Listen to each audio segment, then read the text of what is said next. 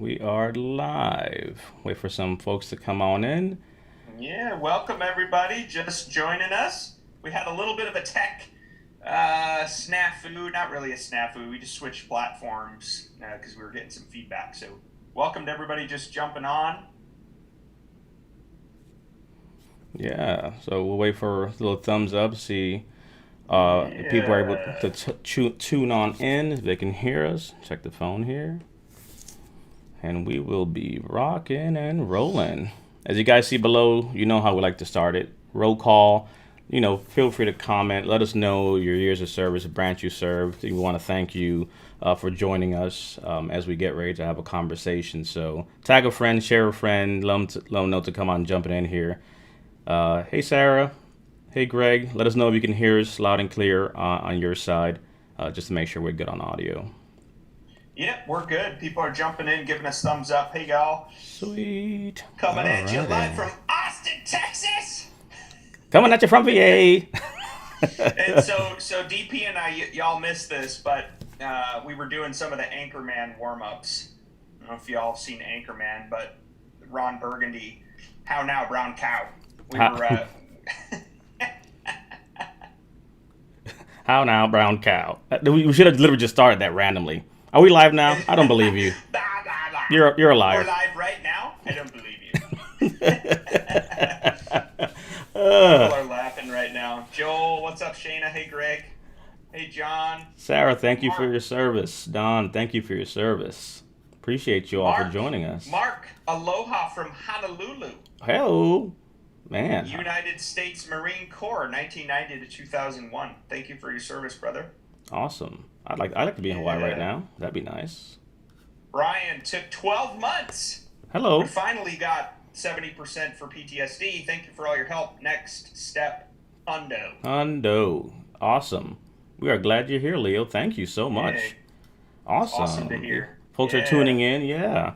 Um, so, hey, Brian, long time no see. Thanks for having me back with you on a Yeah. Wednesday. Oh yeah, good to see you, man. It's so good to see my brother DP.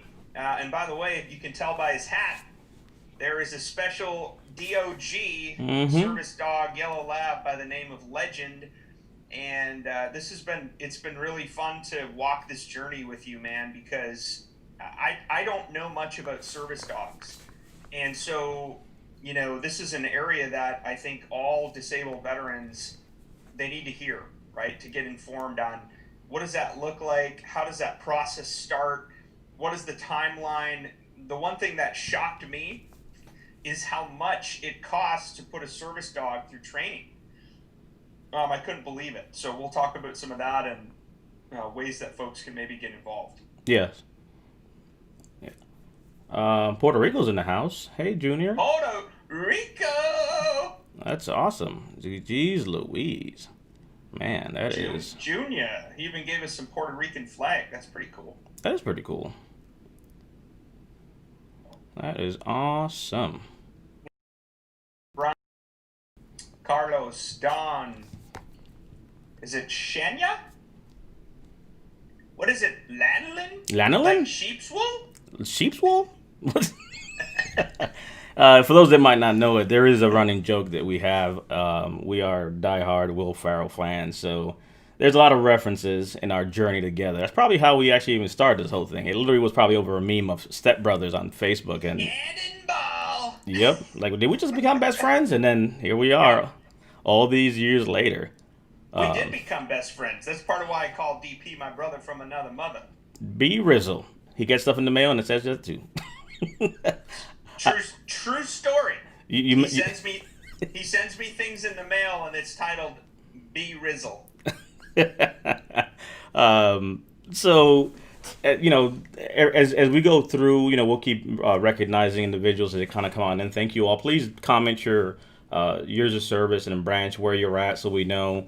But as you see in the title, we're gonna have a conversation today about a legendary journey, right? My basically, you know, process of getting a service dog, how I got there, right? How we, Brian and I, have seen has seen me go through this whole thing.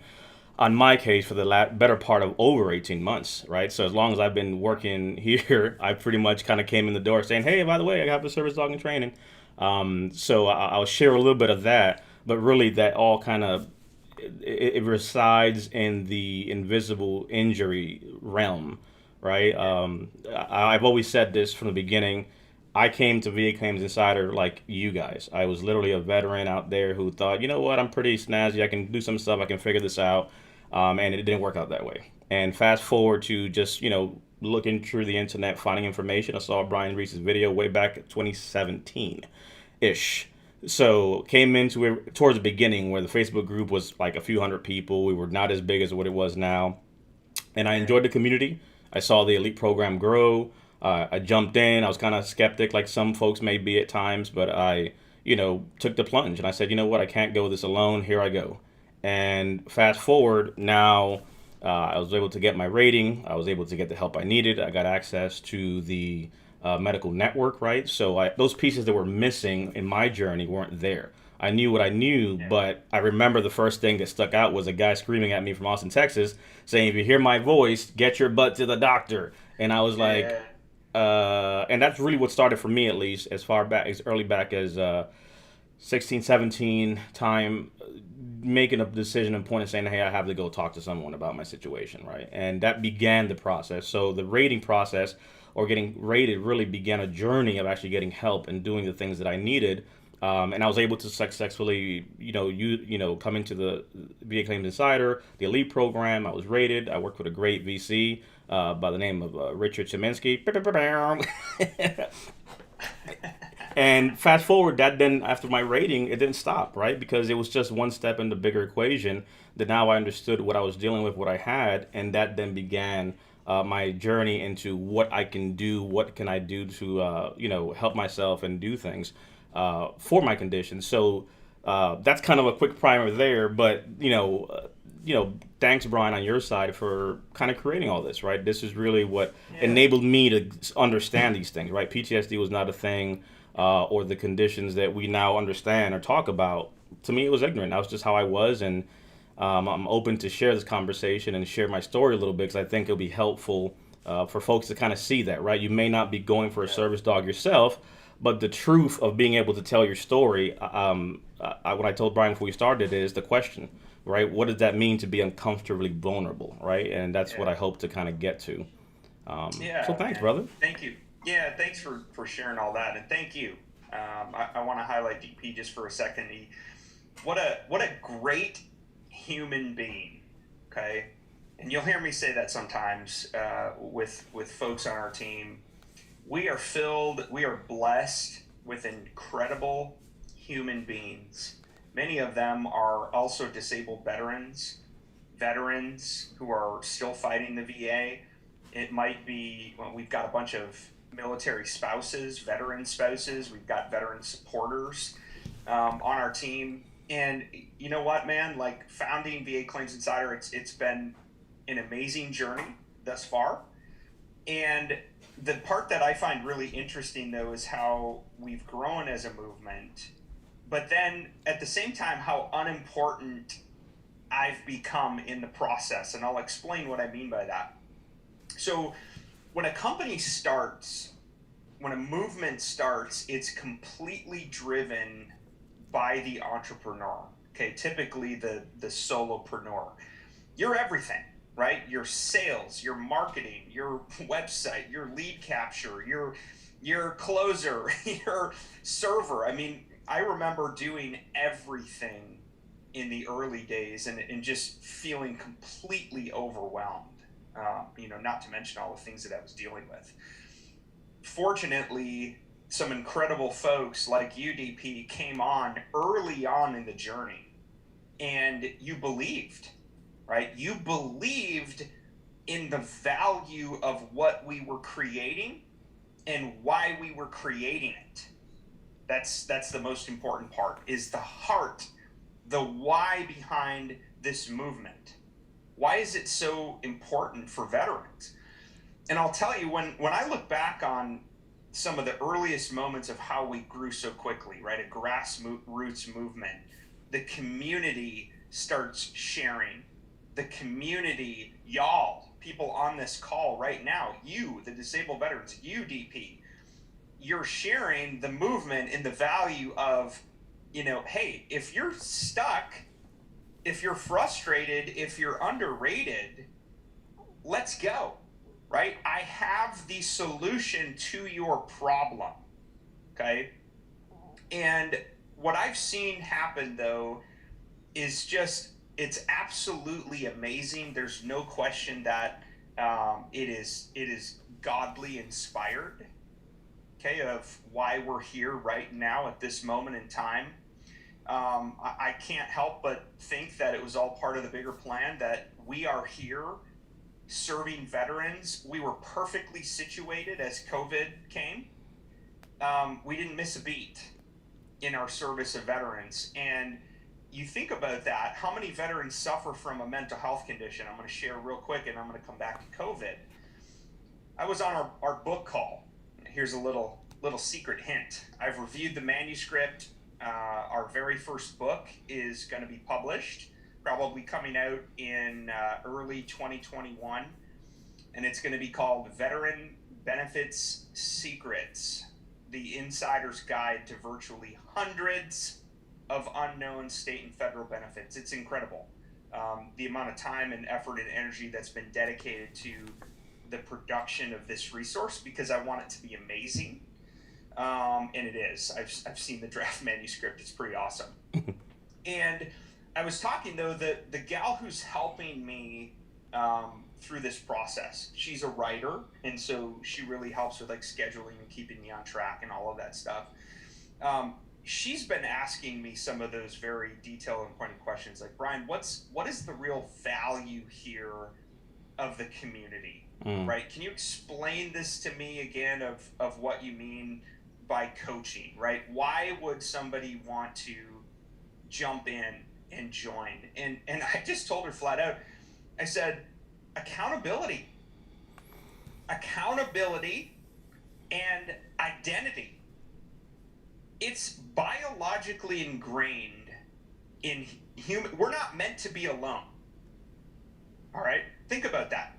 We are not meant to be alone. From the earliest possible moments of humanity, we found ways to form into groups and into communities, right? And then we started to specialize. Hey, if you do this, I'll do this, to serve the greater good. Human beings are biologically ingrained to spend time with other human beings, to hang out, to share things, to be together, to serve each other, to rely on each other, to be accountable for each other. And that's exactly what we got and what we had, DP, when we wore the uniform, right? I don't know about you, but I had to be accountable to my boss, commander. I had to be accountable to my troops, right?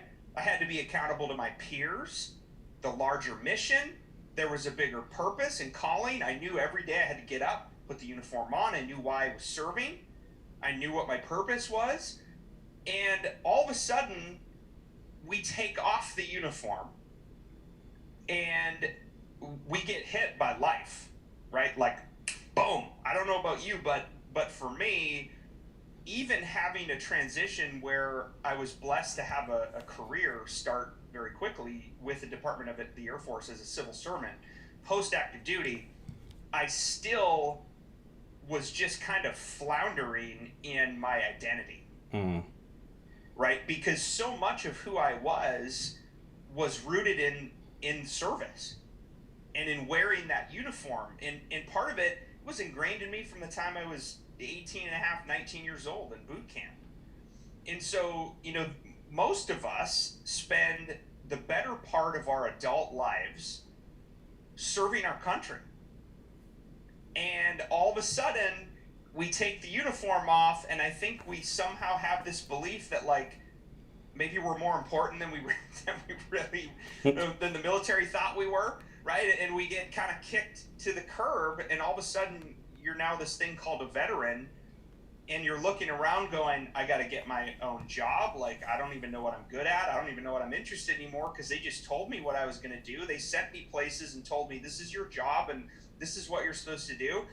And all of a sudden, I don't know how it was for you, but for me, I was craving being around my brothers and sisters again.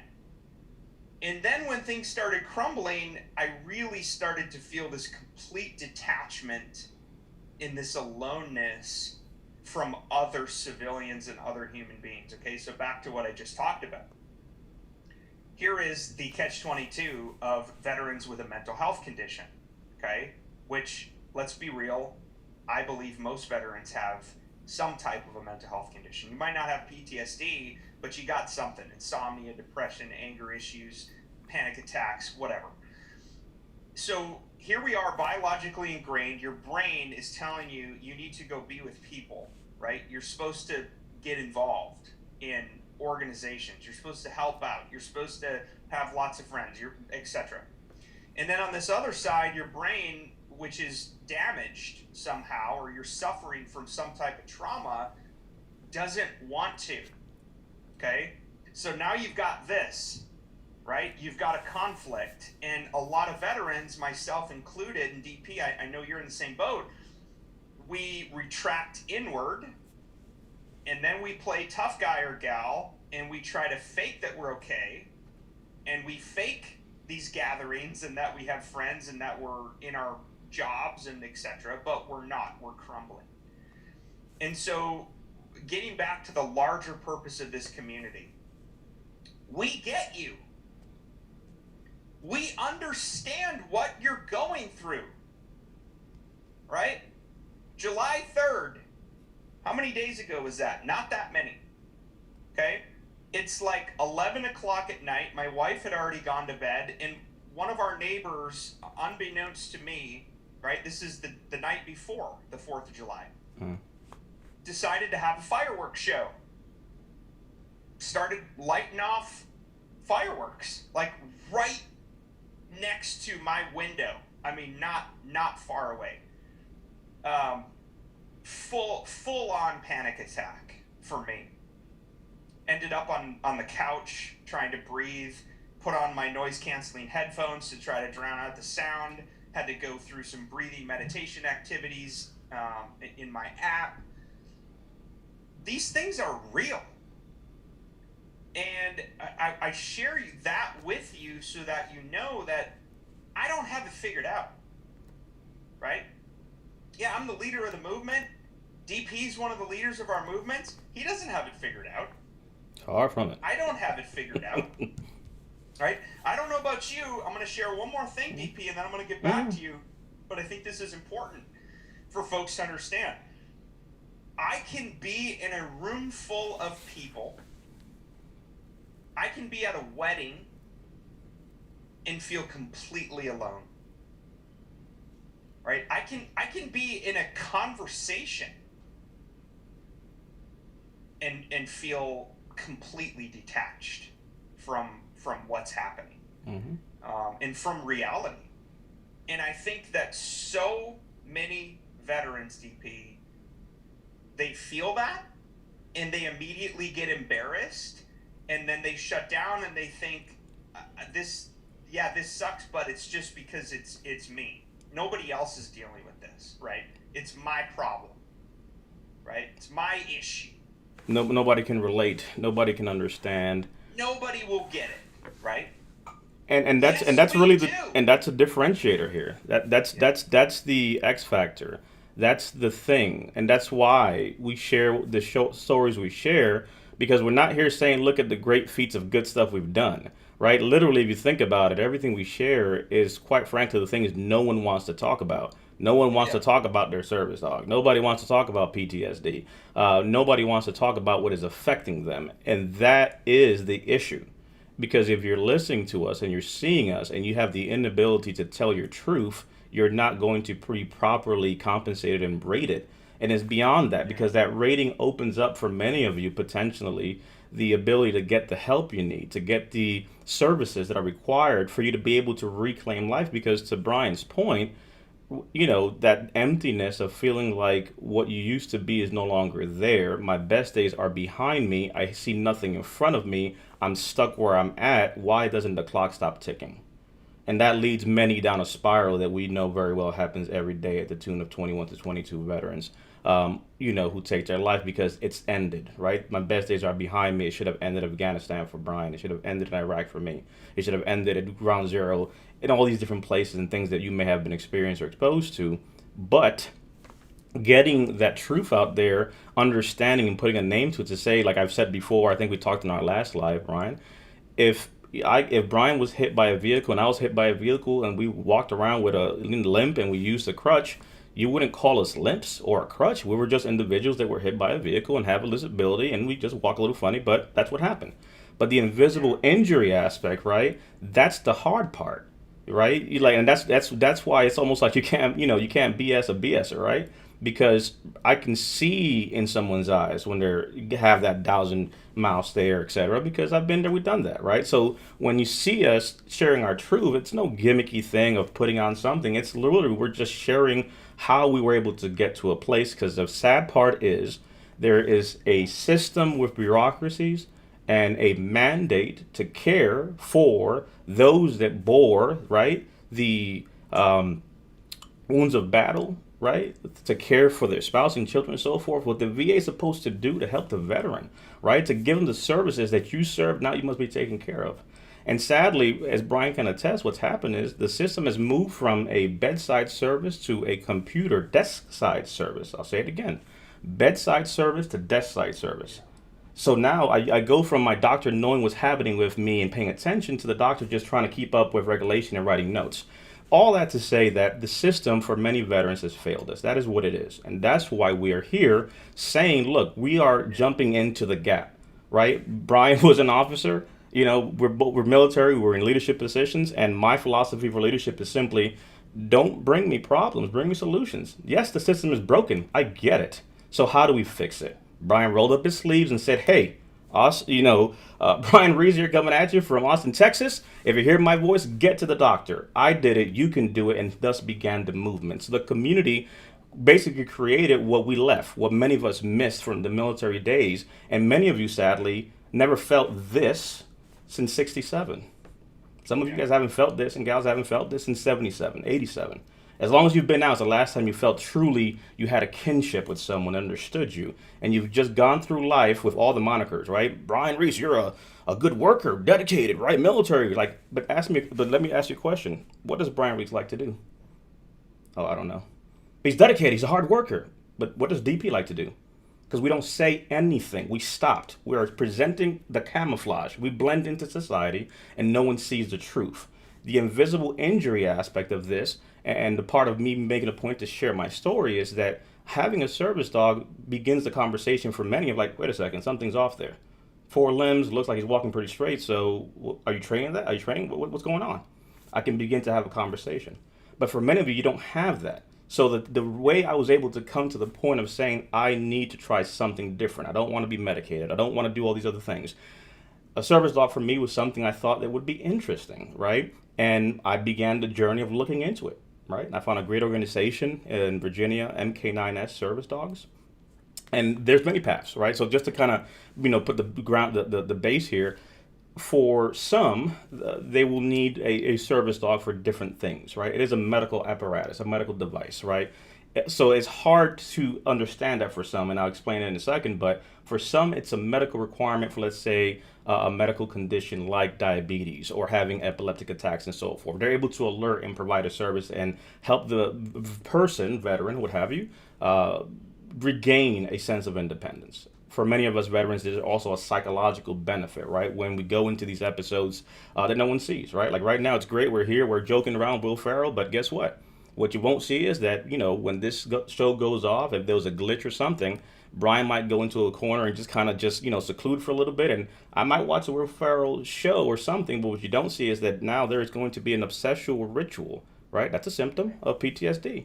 Obsessional rituals that happen, and you say, what is that? I'm like, no, I'm going to sit here and just try to remove myself from the present and watch a repeat of a show over and over. Like we joke about it, but I've seen The Office, for example, this sitcom show, at least 20 times from start to finish, over and over, to the point where I've had to hide watching it. And I want to stress that because and we're not going to go into all the details. That's where I would say you need a coach to help you understand what you don't know. But I can tell you that for many, they say, well, I don't know if I have an obsessional ritual which interferes with daily living. Well, if you're neglecting feeding yourself, taking care of things, picking up your kids, or doing certain things because you're sitting there doing this one thing, that's where it begins. For me, it might be watching the Office again, but literally to the point where I see it so much that now the kids hear like, "Oh, you're watching The Office again." So now I don't want them to even know I'm seeing it. So guess what I do? I put the earbuds in. I go watch it where they don't see me. So now I'm hiding. I'm not watching anything wrong. I just don't even want to be told like, "Why are you watching that again, Brian? Again, you're doing this thing." Like you know what I'm saying? Can you relate to that, Brian, on your side as far as Oh, when it gets to the point? Because people think, "Well, I have an obsession with ritual. I'm binge watch." Like, no, this is something that is literally crippling. It's the difference between I like a show to I'm using that as now a way to escape my reality. Because that's what's happening. yeah, yeah. There's lots of things, DP, that folks do right with a mental health condition. Sometimes it's avoiding something. Sometimes it's you're overcompensating for something, like you're doing it too much. Checking windows, doors, locks, hearing things, right? You might actually be hearing or seeing things that aren't there. Um, there's so many things, right? But in terms of like coping mechanisms, right? Some of what we're talking about, I think, is sort of on the fringe of obsessive compulsive type behaviors and coping mechanisms, avoidance mechanisms. Um, so many veterans struggle from substance abuse issues, alcohol and drugs, and drugs and alcohol, right? And the more booze, the more drugs, and vice versa. And so, you mentioned that 22 a day, which by the way, I want to talk about it because again, that's the only way through it is the uncomfortable conversations, and it's asking your loved ones, right? It's asking DP, hey, are you okay, man? Like, you don't look great today. You look kind of down. Like, are you okay? Like, man, hey, have you thought about taking your own life? Right. Well, guess what? You got to ask that question. Which, speaking of, I want a team member to please post the Veterans Crisis line in the chat right now. So veteranscrisisline.net. You can call the 1-800 number listed there. You can start a secure confidential chat. You can send a text message that's secure and confidential. The point here is you're not alone. And I posted that 800. Whatever it is you're dealing with, you're not alone. And guess what? There's no shame in what you've done, right? The good Lord knows everything, right? He knows your heart. He knows all the skeletons in your closet, right? There's nothing. So guess what, though? We're vulnerable to the point where we're going to make it okay for you to share your uncomfortable truths. And we've all heard the saying that the truth will set you free. I can't even begin to explain to you how much weight can be lifted off of your shoulders and your chest by finally telling somebody what you're dealing with, or what you're addicted to, or what this feels like. This is the pain I'm causing my family. Mm-hmm. This is what it feels like when I don't want to leave my house, right? And that's really, I think, DP, at the heart and Yep. at the power of what our movement Yes. is that makes us different than anybody else. Right. And I did caveat. I did put that number up on the screen as well. So it's at 800 Thank you. 273-8255. You can also text 838-255 or visit veterancrisisline.net. So that's in the comments as well. But again, this is our truth. This is our reality and our differentiator. I would share that if we're moving to the point of saying, and so in my case, right, there's different service dogs reasons, right? Some have emotional support dogs, and we'll do a deeper dive onto some of that in another segment that'll follow onto this. But in this, and we're going to bring a team in. We're going to have one of our psychologists and our MD as well. And we're going to have a round table on this, so that's coming down the pipe. So stay tuned for that. But for those individuals, like in my case, that chose to go at this, some, let's say, need a service dog and they're able to go with a company or train them themselves. There's different ways you can train a service dog yourself, but you must be able to meet certain requirements, right, to have public access. So certain things are required for training. Some use an organization or work with an organization. Some bring their own dogs. In my case, I signed up and worked through MK9S Service Dog.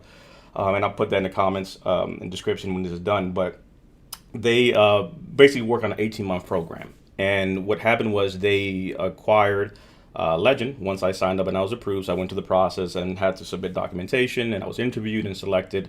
And it began the process where I didn't get a service dog then, as basically they acquired him at 8 weeks. Then we began to train together. So for the first 6 months, I would go to training once a month. I'd have to take like an old sweaty shirt and he'd sleep in the shirt. So scent pairing began, right? So every time he saw me, he'd be like, "Oh, I remember you." So I'd literally have to have a sweaty shirt in a Ziploc bag. And it became, at first it was like, this is weird. And it's like, but it was because he would sleep in it and kind of begin to have that scent pairing. And then over time, we increased that. So we went from monthlies to weekly trainings, and basic obedience, us working through. So as more as I was learning, he was learning. And I caveat that because fast forward some time, COVID slowed us down a little bit, but we literally completed our public access test yesterday. So he is now no longer a service dog in training. He is a service dog. And this Saturday, we are actually graduating, and we'll be the first team. So it's a journey that, Brian saw kind of in the very beginning as I was going through this. And then now here we are towards the completion of it. But that for me was a process that worked, right? I needed that time because had I got a service dog at that time, I wasn't ready for it. So there's different ways of how you can get, services like this. In my particular journey, 18 months is what I needed. I am pretty much almost done retiring federal law enforcement officer. I was in counterterrorism. I did the typical thing, right? Went from military to other cool stuff after. And I had to make a decision, right? Bringing it back to the Brian Reese thing. I said I can lie to myself and do this job and push myself physically to do something I can't, or I can just call it what it is, right? It's been a good ride. And I dealt with an adjustment disorder again, right? Because many veterans, many of you right now, you never really got out of service, right? You just replaced one with the other. You went from service to being a police officer, right? Or a first responder, right? You kind of kept in the same element. But eventually that ride will end and it's going to hit you. And trying to replace something with something else, when I went to the civilian side, it wasn't the same. Something was missing, right? I went up the chain of command. I was successful, but there were limitations, right? Things weren't the same. And the things that got me to a point at the end didn't work to a degree, right? I was a good guy. I was a workhorse. I was able to do things. But guess what? Nobody knew a damn thing about DP. You had no pictures of the wife, the kids, or anything in my cubicle. You didn't know anything about me. You asked me on Monday how the weekend was. Guess what? Not long enough. That's all you got from me. Because I'm not giving you anything. Because a veteran, a person that deals with PTSD, basically is in this fight or flight situation where the switch is broken and you cannot stop that, right? Talking about hypervigilance, checking your locks and so forth. So in the service, if me and Brian were deployed, all that mattered was that me and Brian come back home. And I would put my life down as he would for me, because that's what we do as a band of brothers. That life ends, we move to the civilian side. Now there's no one who took that spot, right, in my squad. So now what matters to me in life is my family. And I will guard that against anything. So if I drive a vehicle and you cut me off, it doesn't matter. I don't care. I'm with my family and I perceive that they're in danger. That goes into fight mode. And many people can relate to that. But I offer you that even in your workplace, if you walk to your office right now, is there anything personal in your space? And if the answer is no, there's probably a reason. Because now when I walk over to Brian's cubicle, Brian, that's a dumb little Air Force pin you got there. You're like, it's the Air Force. Yak, yak, yak. But if Brian comes over and says, hey, that's a dumb little dress that Abby has there, I'm going to see red. I don't care what you say about me, but those are the things I'm guarding against. Yeah. You don't realize you're doing that, but that's what's happening, right? I don't want to put anything personal because you can't attack what you don't know. Oh, you got a beard. Oh, you have, you know how it is. But what matters, you'll never know about. How was the weekend? Not long enough. Did you guys do anything? Nope. Not telling you anything. Whereas the next person, it's like, hey, Brian, this weekend took the kids. We went soccer playing. It was crazy. Let me tell you what happened at Walmart. And I'm like, and in the world, to Brian's point, social beings, that's how relationships are made and people make decisions for promotion. So now guess what, DP? You've leveled out. You will never move up. We love you as a worker, but just something about DP, I don't know if he can do these things because you don't know me. I'm here to do a task. I'm here to do a job. And for many veterans, that is what's limiting you, but you can't understand that. Hey, Brian, I'm good. I got a job. No. You and Bob started a job, and 10 years later, you're still an entry-level person who's never excelled. You have a social and occupational impairment. Just because you're getting Yeah. paid doesn't mean you have an impairment. Stop lying to yourself. You have not progressed. You said, you know what, Brian? I'm not made for this regular 9 to 5 thing. I'm an entrepreneur. 5 failed businesses. You can't work for someone and someone can't work for you. Social, occupational impairment. Yeah. Family issues, divorces. It continues. So for me, understanding that this may give me the ability to be able to work through something, my service dog legend has tasks trained to help me and do the things that will help me regain things.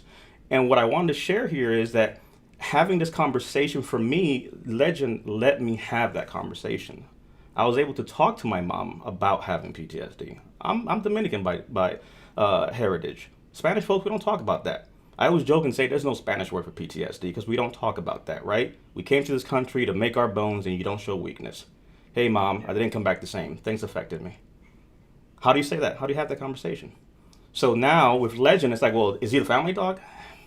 So 2 days ago, you know what had to had to happen, Brian, and Brian knows this, so that's why I waited for this day. We had to have a conversation again with the kids. Mm. Got an 8-year-old, a 10-year-old, a 16-year-old. You think it's hard talking to your psych about what you're feeling? Try telling your 8-year-old why the dog is not your dog and can't be fed by you, can't sleep with you, and he belongs to me and he's for me. He's not a family dog, he's a dog in the family who is mine. That's a Mm. tough conversation to have with a cute yellow lab that people are like, man, he's so cute.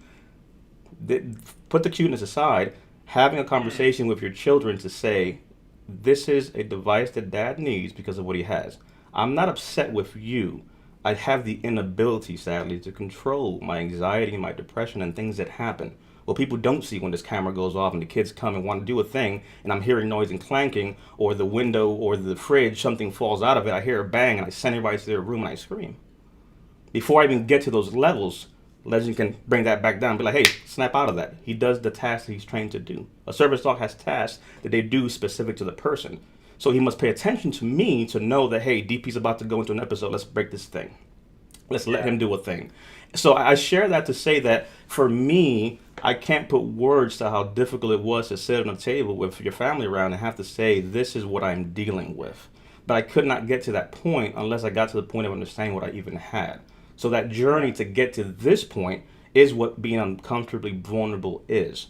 This is why I have a service dog. This is why this puppy, this dog is not your dog, because I need this.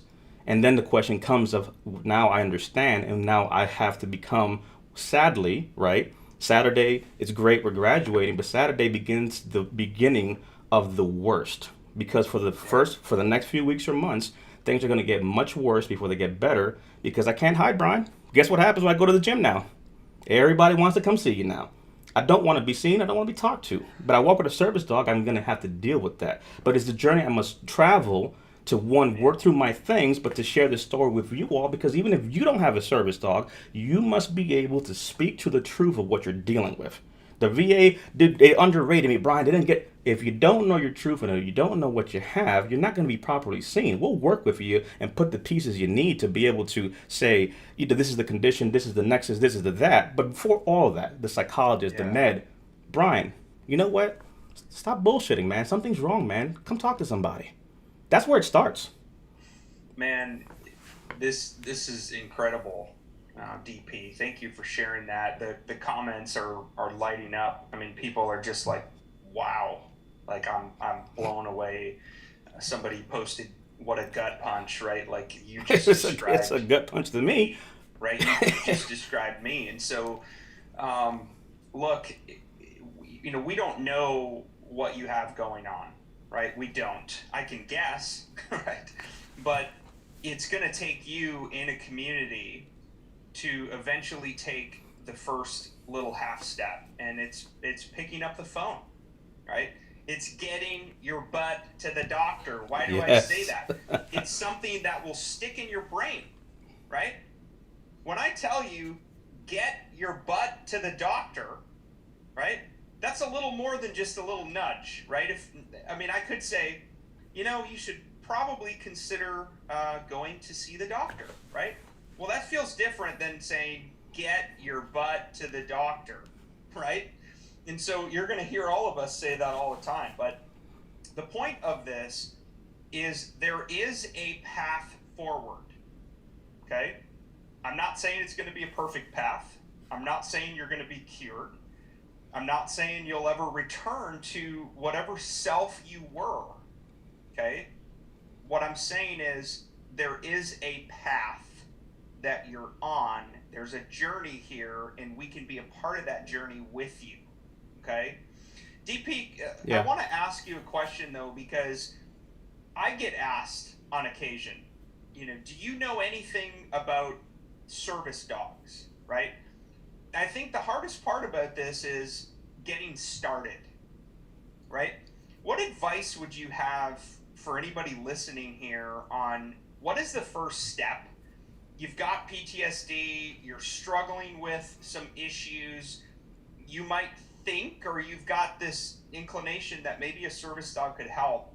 What's the first step? So the very first step, so Brian kind of gave it to you, right? One, you got to get your butt to the doctor, right? A service dog is there to help someone with a disability to regain a sense of independence to do a thing. For some, it's stability, it's balance, it's a medical thing to alert me that my diabetic, situation is flaring, what have you, or epileptic attack, or psychology, something is happening because the dog basically begins to read you. So he knows, like Legend knows that hey, DP's about to blow his casket. Guess what? This starts to happen physiologically, and he can sense and detect that, and that bond creates. But the very first step is you have to understand what you have. And I can tell you that many folks have reached out to the organization that I've worked with, and you can reach out to me and I can share that and we'll have that posted. But when you reach out to an organization that may work with veterans, they covered everything. So it's a selection process. The total fees if you do a Google search, it's about $28,000 to $30,000 in training, resources, and everything that comes with it. So it's a full blown process.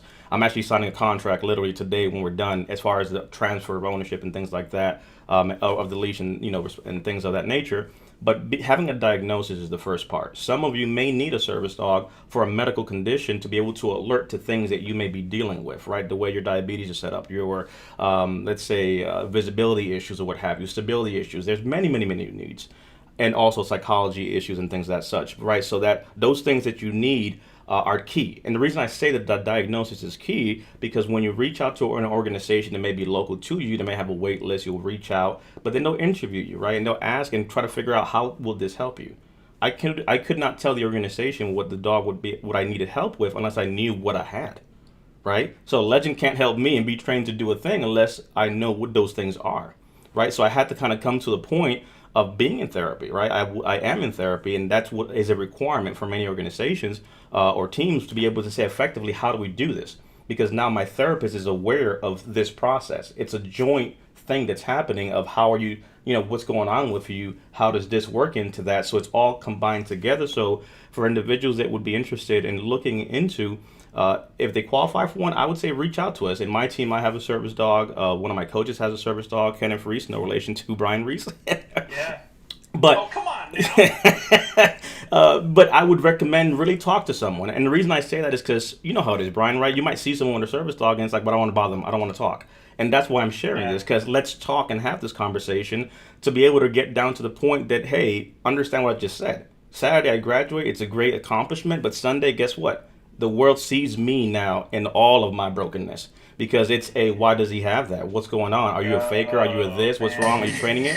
You just highlighted, brother, I think probably one of the biggest limiting beliefs and limitations that anybody hearing this right now, including myself, right, is going to deal with is, uh-oh, now the world knows, right? Can't hide. It's it's your coming out party, right? Yep. They see the red, vest. It says service dog or whatever he's wearing, right? And you might be thinking immediately you're going to be judged, right? What's wrong with that guy? Crazy man, stay away, right? Yep. Hey, here's a little tip for you. We're all got a little crazy going on, right? We're all a little bit crazy. I would, Right? So because the reality is, Brian, embrace it. like you would, and this is my reality, right? You would not judge me or look at me a way if I was in a wheelchair, right? No. You know what I'm saying? So we have to break the stigma because really this is a medical apparatus. He is my service dog. I have a disability. He is with me to do a thing. Now on top of that, hey, how's it going, DP here? And that is basically what living life is. But you have to mentally be able to be in a place to take that step in that journey. So for the benefits that having a service dog has, understand now that in my world, as a person who was in the military, deployed, did all kinds of funky stuff, in federal work. There's a reality, Brian. I literally now have to care for a dog by myself. And I need people to understand this.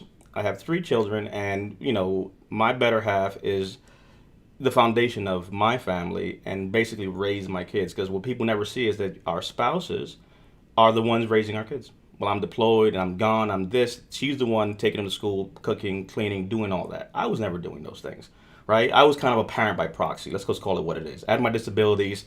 She ran this shop. She practically was a single mom with me as the fourth kid, right?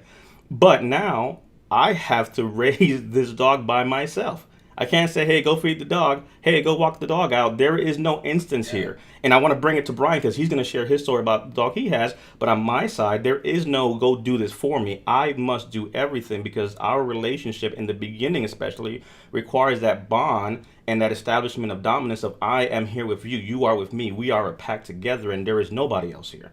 So it's not Right. a, Joe, take the dog out, do a thing. So coming from someone who's never had to do those things, I am literally jumping into a sea with no ability to swim because I sure don't got no reps with the kids because I was not the one that made them the fine children that they are. That's on the mom. On this instance, you looking at me like, well, you're going to learn. And it was hard for me, Brian, on some points because I would get frustrated. And she looked at me like, you weren't here. You don't know what this is like. It's like a toddler. And I took it as an attack. But what she was Yeah. saying was like, no, you have to learn that this is your journey. I can't help you in that one. You must build this bond. You must do these things. And that's a thing that you have to factor if you think that's something you may want to go into. But these are the questions and things people are not aware of. Yeah.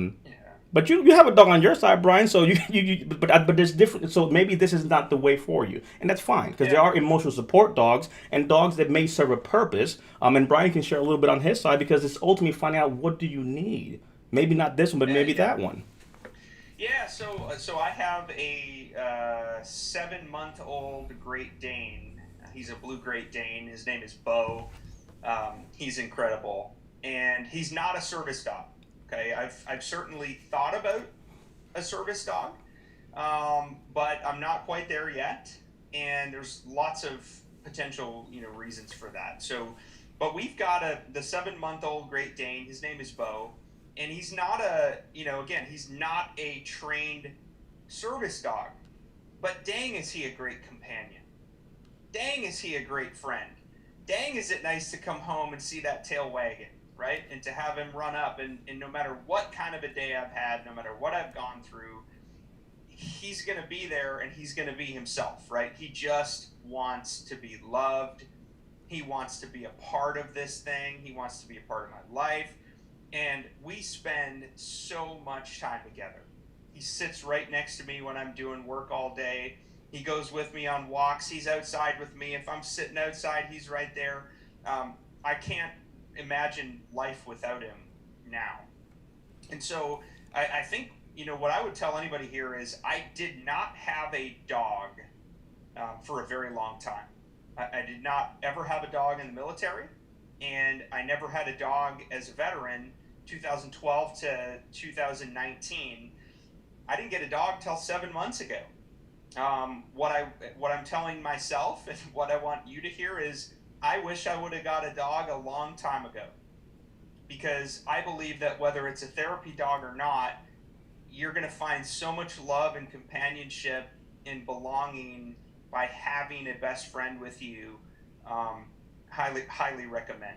It's a great benefit, and again, this all comes down again back to the point where we can't even get to this point if we don't have an understanding of what we're dealing with and what's happening and what are the options. Because now you can make an informed decision and look into it. So verse yourself, reach out, ask a question. Brian Tracy said, "This is DP is coming out the closet." um, Hey man, whatever. um, so if you guys have questions as we start to segue into that, please feel free to post them so we can go ahead and put that. Eric said, "My dogs are my lifesavers." Amen. Lisa said, "Exactly. Me too. Same." Um, let's see. One question that came up is how do you handle masking these days? Having something over your face is a major trigger for me, and instantly I get angry and go over and go into like a panic attack, right? And I would say that's also part of the reason we are talking so much about this, because in this COVID environment, social distancing, a lot of the things that we fear are kind of happening right in front of us, right? And having an understanding that in your case, Shanna, right? I would recommend for sure you have to have I would therapy is so huge. You have to have that fluid, iterative conversation with your therapist to be able to say, look, this is where I'm at in life now. Like I literally had therapy this morning, telehealth at 9, and the conversation is now that legend is coming. How does that factor into my life?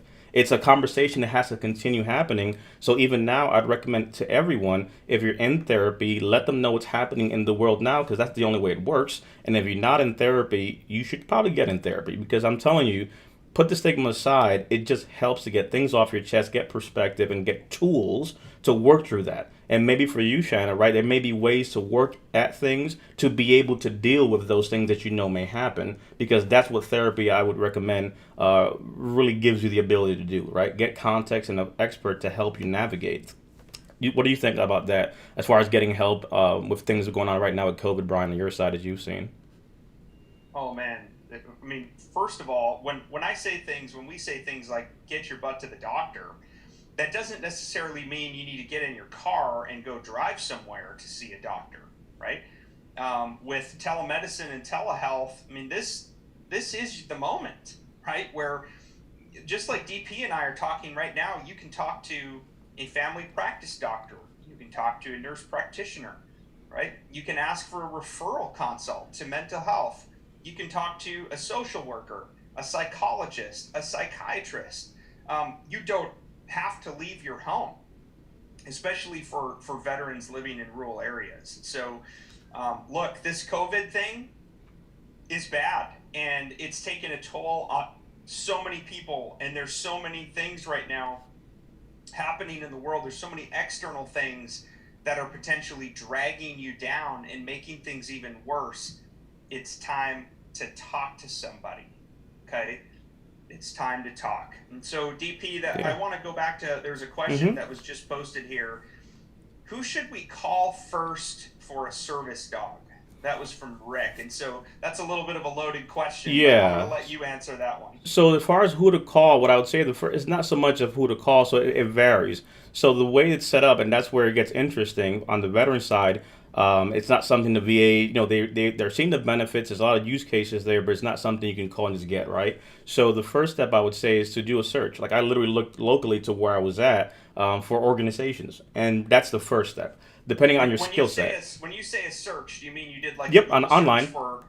Okay. Correct. Right. So, regardless of what state you're in, there are many organizations across the country that work with veterans. Some work with non-veterans as well. But at least to understand what is happening, what's available to you, that would be the first step. To understand what are the requirements, right? What are the wait times, right? You may be in a location where they have new programs coming up that you might be able to seek out. So the first step I would say is to definitely look into that. I would also encourage, if you are under medical care for that specific condition, you feel a service dog may be helpful, to bring that up to your medical provider. I straight out asked my psychologist, "Do you think this would be good?" I think it would be good for me, but you're the doctor here, not me. And it was like, absolutely yes, right? And that began the process of trying to get those tools, because they also have access to be able to help in that search. So it's not a federally regulated thing that you can call and do a thing. It's like anything else, right? If you have, a bad back, you have to find a doctor somewhere, do a thing, and they may be able to maybe do surgery. And then if you need an apparatus, you'll get a cane, and so on and so forth. So in this instance,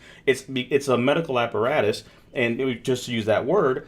And because of that, the first step is, having a conversation with your medical provider, because if you decide to do it on your own, the one road is recommended, unless if you never had a dog, to partner up with an organization.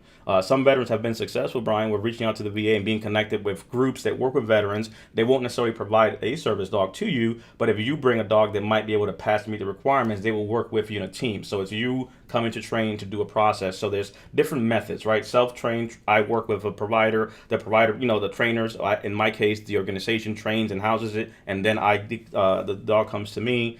Some organizations, you can go and get approved. You go for a weekend, there's an in-dog training, you come back with one, right? So someone, for example, who's blind needs a dog right now. They don't have 18 months to wait. So there's different paths, right? So that's what makes it a little complicated. And in the next series that we're going to do, we're going to have Dr. Hamilton, one of our MDs that we network with, and we're going to have one of our psychologists come on down and PAs and basically make a point to talk about the different ways they have seen to support this process for different veterans, because there's different needs that you may have, right? And to Brian's point, maybe you don't require that. Maybe it's not something you're ready for right now, but we begin the conversation now to see if that's something you may want to explore. So I would say Google search will be the first one. That's how I started it. Excuse me, it happened to just be an organization close to me. So that began the process of that. If you go to vaclaimsinsider.com/blog, you can do a search. We have some articles in there about service dogs that I've shared with links as well. So www.vaclaimsinsider.com/blog.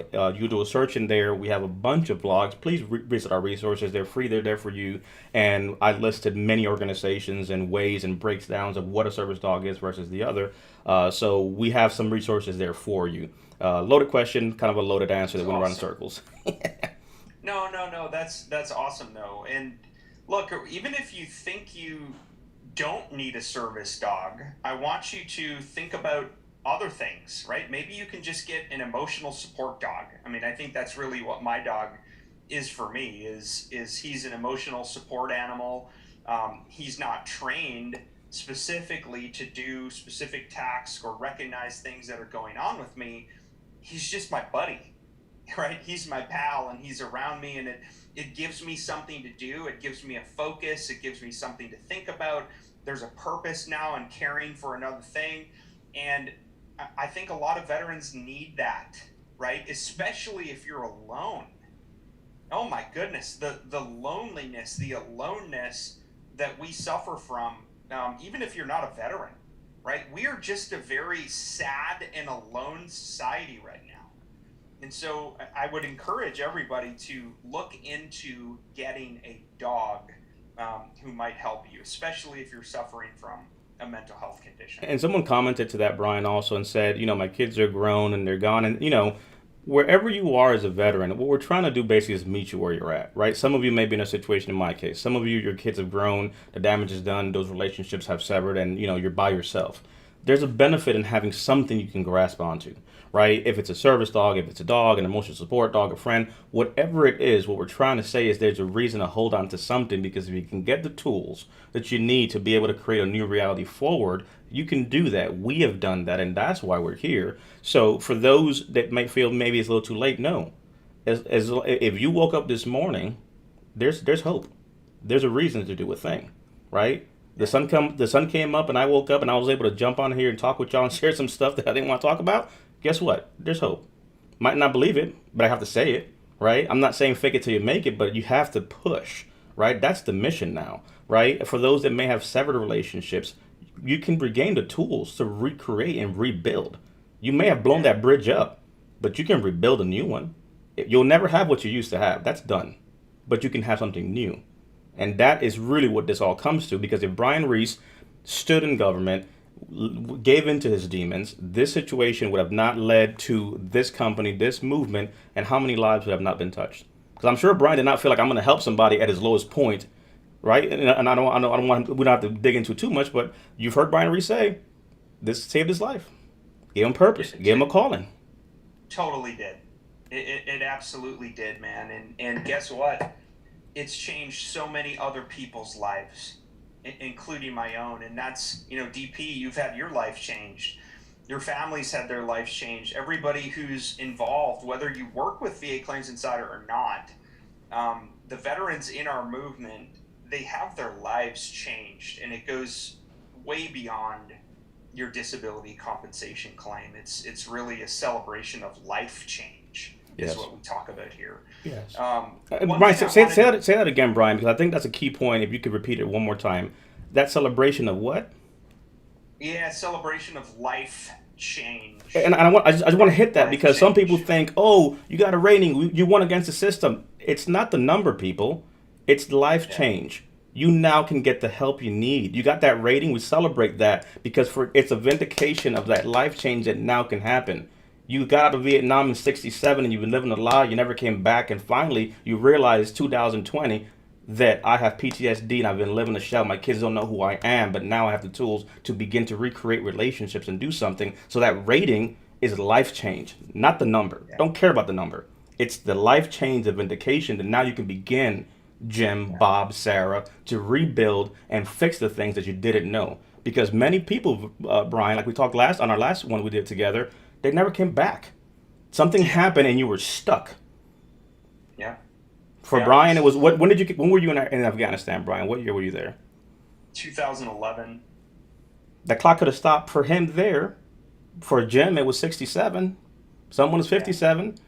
And unless we get to the point of saying, you know what, the clock has started again. Brian's back alive. He's coming back again. New, different, with tools. And the things that jaded him and broke him made him stronger to create and do these things. And we're paying it forward. So that's why we Yeah. share these things. It's to be able to tell you, look, we both put our pants on just like y'all. Sometimes. Sometimes we don't. So one thing I wanted to mention to everybody listening is I think that this issue with service dogs, if we're passionate about it as a community, which we are, okay, I think that we need to reach out to our local and state officials, our elected officials, and we need to talk to them about the mental health issues affecting veterans and the rallying cry that needs to happen. I'd love to see the VA start funding Yes, service so dogs. Charles just put that. So they're literally, as of very recently, the VA has begun paying for service dog and community care. So through the community care programs that are available, which is a whole nother journey, they're beginning to put pieces together. So literally, as of very recent, again, you have to get into community care. It's a process and all that stuff, but they're starting to introduce it. But to Brian's point, though, we have to rally behind to get these things going because programs die and divine unless we request and speak up for them. So a couple things, right? The VA, to my knowledge, they do not presently pay for the training. They don't fully fund. They're not going to pair you with a service dog. They may cover some of the incidentals, and they have a lot of community care programs that can help direct you to nonprofits and other programs. What I was pointing out, though, is back in February, the House actually passed a bill to allow the VA to fund service dogs for veterans with PTSD. I don't The know if Pause this Act, I ever, think it was called. yeah, I don't know if this ever went to the Senate. I don't know if it went to the Senate VA committee and what the result was. My guess is they maybe haven't even looked at it yet. But since this passed the House, I mean, what a great opportunity for veterans, disabled vets, especially folks with mental health conditions, to reach out to the senators in your state to tell them to vote for this bill, right? I would love to see that happen. And yes, there are lots of incredible nonprofit organizations out there to help veterans. You heard DP talk about the cost of a service dog. We're talking somewhere between $20 and $50 to $60,000 in many cases. Now, you may get real lucky and get one for free, okay? But that doesn't happen very often, and there's an extremely limited pool of these dogs who go through this training who are going to get paired with a veteran free of charge. And oh, by the way, guess who supports and funds those nonprofit organizations so that they can put these dogs through training to pair them with a veteran with a mental health condition? It takes for-profit businesses to do that, okay?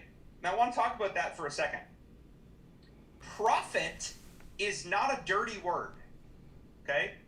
I want us to come to the realization that the world works, the economy works by having healthy collaboration between for-profit, nonprofit, and government, okay? We need all of those. We need all of those organizations working tightly together. We need the for-profits helping fund and launch new programs. We need them supporting the nonprofits. We need a close tie-in with government, okay? And we need to get better at all of this. And so we've got some exciting stuff, though, coming, DP, Yes. on the service dog front and some of the things and initiatives that we're supporting here at VA Claims Insider to help veterans. Yes. So please look out for that. We're gonna have this information, but this is basically the beginning of having these conversations, right? We have to put a Okay. name to the face. We have to break the stigma to be able to say, look, this is what this looks like. This is the beginning conversation. So as we create series in these and go a little more in depth, right, we'll be able to have more. But today, really, it's this is a journey that I took to get here. But the takeaway message that I would give everyone is I had to own my truth, the ugly, broken truth, to be able to get to this point. And you can do the same, whether or not you go down this route, as it relates to the entire process of trying to recreate yourself going forward. You may not be the person you used to be, but you can recreate yourself with tools and the services you need moving forward by owning that. So being uncomfortably vulnerable is what this is, right? You have to own that. And that begins the process of healing to be able to serve and pay it forward. No, man. Thank you, DP, and brother. I love you. I love you, man. And I love getting your notes, even just checking in on me, sending text messages, Yes. emails. How you doing?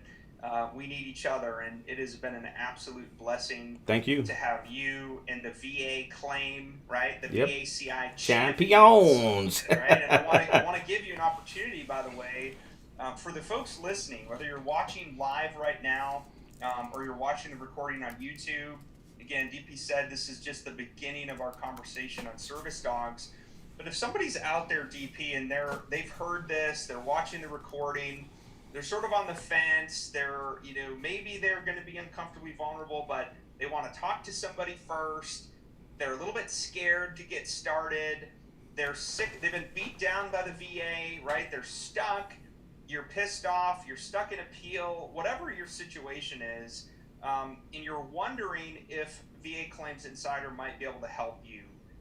DP, can you talk a little bit about the Yes. champions and how somebody might go about Yep. working with you guys? Thanks. So I just posted the ticker there, the update, www.joinvaci.com. I run a team called VACI Champions. I have 11 amazing coaches. One of them has a service dog. I started this journey by myself, right? I said, Brian, I don't know if I could help out. Brian said, hey, jump on in and do a thing. Fast forward all this time now, I'm running a team with amazing individuals. And I can tell you, we have coaches who are MST survivors, right? Both men and women. Coaches who have a service dog, myself. And, TBI. I was with Sean yesterday. We talked about TBI and shared some of that. That's one of my coaches, for Yeah, that was example. awesome. To work with us, essentially, one of the things I will say is we're just like you, right? Right? We're just trying to give you options to be able to get the help you need, putting together strategy, helping you navigate this process that many folks don't understand. You may have been denied, neglected, etc., but there's hope, right? There's help. On VCI Champion, my team came together because when I started this, it was just DP. Then I put a team together. Brian said, hey, you know what? You get some more folks under you. You're doing the right thing. And I said, hey, you know what? We're just average Joes, right, Brian? Come on, man. My team was average Joes. We're just regular people. And Brian said, you know what? I'm going to challenge you. You're not average Joes. Can't do it. Can't have it. Not gonna. And it hit me because I'm sitting there like, Brian, what do you mean? That's my team name. You can't tell me to change the team name. And he says, you're bigger than that. You've transcended that. And the evolution went from being average Joes to being team champions. And what that means to me, for those that might wonder, right? So you understand why, it's because we are average Joes, but we understand this process. So we understand that someone has to step in the gap to be the champion for you to help you win your claim and make your argument and tell your truth. I know how to tell my truth. I want to help you tell your truth. And to do that, you need a champion in your corner. And that's basically why I am blessed with supporting and leading a team called VACI Champions, because their Yeah. day in day work that they do is to help veterans just like you, from the 20-year-old to the 80-year-old, from the Korean War vet to the guy who just got out. You're a veteran. You need help. You need strategy. We've been there. We've walked that walk with you. And at the end of the day, we're like you. We're average Joes, but we have figured out some things to help you make the process better. So that's what VACI Champions is. Veterans helping veterans. Veterans being the champion for the next veteran that we are thankful that we had. Someone was that for me. We're doing that now for you. So that is the genesis of that. So if you want to work with us, it's joinvaci.com. Comments in the description as well. In the comments, I got Lisa and the team as well putting links to our blogs and things like that. So that's how to reach out to us. So we're here to help and work with you. So it's a movement, right? You have all these veterans and all these coaches and all these teams, but make no mistake about it, we're all here for the exact same thing, right? We just all do it a little bit different with our flavor, but we just want to give you the ability to pick the team that works for you, that resounds with you, that helps you. You're the priority. Work with me, work with the next person, doesn't matter. We're just here to help. I love it, man. Hey, Frank. I see your comments, brother. We're here for you, man. Whatever you're dealing with, Frank G. I won't call you specifically, but if there's any issues, man, we would love to serve and support you any way we can. We hear you, and I'm sorry that you're going through some tough times, brother. We're, again, as fellow vets, we're here for you. We see you, Frank. We'll help you for sure, brother. We'll reach out to you. Yeah. So as DP said, though, the link, right? If you want to work with DP, David Pineda, Army Disabled Vet, the VACI champions, right? If you want to have a champion on your side, you can go to joinvaci.com. Again, that's joinvaci.com. And by the way, it's a 3-step process to jump in. And there's something you're going to get by joining the VACI champions today, okay? DP and his team have put together an unbelievable resource, and I'm proud but to say, by the way, that he actually shipped me a first copy, and he entitled it To Be Rizzle. Be Rizzle. Brother DP. You're welcome. If you sign up right now through his page at www.joinvaci.com, you are going to get a 4th bonus, okay, that you're only going to get through this page. And it's a comprehensive ebook on veterans benefits by state. And trust me when I tell you, it is absolutely incredible. It's the most comprehensive state benefit resource that I've ever seen. So regardless of what state you live in, right, you can go find your state and unlock the benefits that you'll get there. And by the way, state benefits. Yeah, we help you get the VA disability rating and compensation you deserve. Ultimately, you're going to end up with some type of a disability percentage between 0% and 100%. Now, depending on what your disability rating is, yes, you're going to qualify for a host of federal benefits. So many veterans don't realize, though, that you're going to qualify for some incredible state benefits. Yes. Okay? And so if you want that guide for free, okay, again, you can sign up at www.joinvaci.com. 350 pages of a book. Brian got the hard copy. You will get the digital one, so don't worry about it. You don't have to worry about that behemoth coming in the mail. But I will. I think your shipping cost was like $70. It probably was. But I will say that it's us trying to create value. So if you go to www.vaclaimsinsider.com/blog, you then will see also accompanying blogs for each state broken down. So it's a marriage of information where here is an ebook that you can pass forward that has information, but then we have on top of that, as you will see on our blogs as well, individual blogs broken down, right? Maybe you want to just search on one thing there. So however you want to get information, we have that for you. So please take advantage of the resources. But yes, a 350-page state behemoth, state by state, for veterans. Reach out. We'll get that to you. It's us paying it forward. You get that for just signing up and working with us. It's part of the champion, benefits paying forward that we want to do for others. So thank you, Brian, for highlighting that as well.